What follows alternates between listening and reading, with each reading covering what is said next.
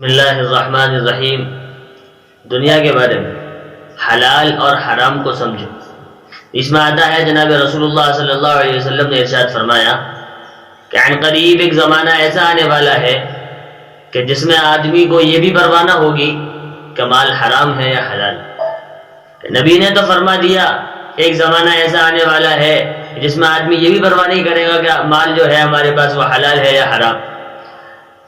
اور آج کل ہم یہ حالات دیکھ بھی رہے ہیں کہ آج کل کا آدمی مسلمان ہو کوئی بھی ہو، آج کل کے آدمی کو پرواہ کیا ہے؟ بس یہ سمجھتے ہیں کہ مال آنا چاہیے، مال و دولت آنا چاہیے، پیسہ آنا چاہیے۔ اب وہ یہ نہیں دیکھتے کہ حرام طریقے سے آ رہا ہے یا حلال طریقے سے آ رہا ہے۔ آج اپنی آنکھوں سے خود دیکھتے ہیں کہ لوگ کمائی دھندوں میں لگے ہوئے ہیں، کام دھندوں میں لگے ہوئے ہیں، سب کچھ کر رہے ہیں، لیکن اس کی پرواہ بہت کم لوگ کرتے ہیں کہ حلال کمانا ہے یا حرام کمانا ہے۔ بس وہ تو یہ سمجھتے ہیں کہ بس کام ہونا چاہیے، جھوٹ بول کر ہو، سچ بول کر ہو، کسی بھی طریقے سے ہو، کسی کو دھوکہ دے کر ہو یا کسی سے دھوکہ دے کر کسی کو سچ بول کر بس مال آنا چاہیے۔ یعنی ہمارا جو کام ہم جو کر رہے ہیں وہ کسی بھی طریقے سے ہمارے پاس ہمارا مال آنا چاہیے، سامنے والے کا مال بھی آنا چاہیے۔ یعنی انسان اس چیز کی پرواہ نہیں کر رہا کہ ہم نے مال کمایا ہے یا حرام کمایا ہے یا حلال کمایا ہے۔ کہ نبی نے تو ارشاد فرمایا تھا کہ ان قریب ایک زمانہ ایسے آنے والا ہے کہ جس میں آدمی کو یہ پرواہ نہ ہوگی کہ وہ حلال کما رہا ہے یا حرام کما رہا ہے، بس کام میں لگا ہوا ہے، دھن میں لگا ہوا ہے، مال کمانے میں لگا ہوا ہے، دولت کمانے میں لگا ہوا ہے، پیسہ کمانے میں لگا ہوا ہے۔ اس چیز کی فکر میں نہیں ہے کہ حرام ہے یا حلال ہے، اس چیز کی اس کو کوئی فکر نہیں ہے، کوئی پریشانی نہیں ہے کہ مال میں جو کما رہا ہوں وہ حلال کما رہا ہوں یا حلال کما رہا ہوں، حرام کما رہا ہوں یا حلال کما رہا ہوں۔ بس مال آنے سے مطلب ہے، مال کمانے سے مطلب ہے۔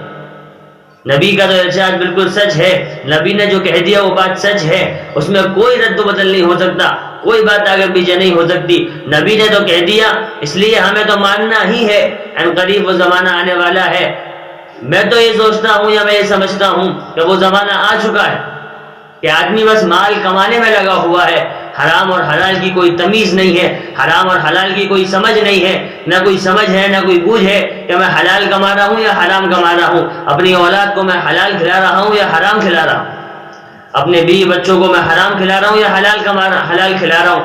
بس پیسہ آ رہا ہے، مال آ رہا ہے، مال و دولت آ رہا ہے، بس کما رہے ہیں، کھلا رہے ہیں، گھر والوں کو، بیوی بچوں کو، پڑوسیوں کو، رشتہ داروں کو، کسی کو بھی کھلانا ہو سب کو کھلا رہے ہیں۔ اگر گھر میں شادی آ جائے یا کوئی مصیبت آ جائے، اگر ہمارے پاس پیسہ نہیں ہے تو ہم سود پر بیاج پر پیسہ لے کر آتے ہیں، وہ بھی حرام ہے۔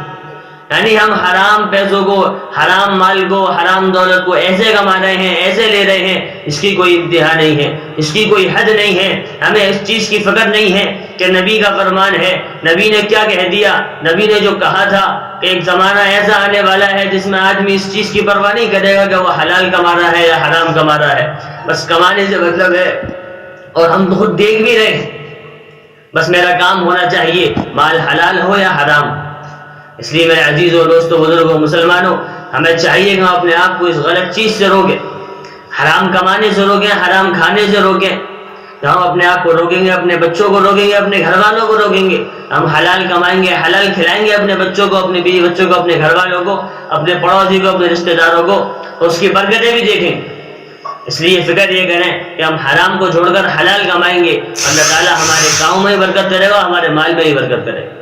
اللہ تعالیٰ ہم سب کو عمل کرنے کی توفیق نصیب فرمائے۔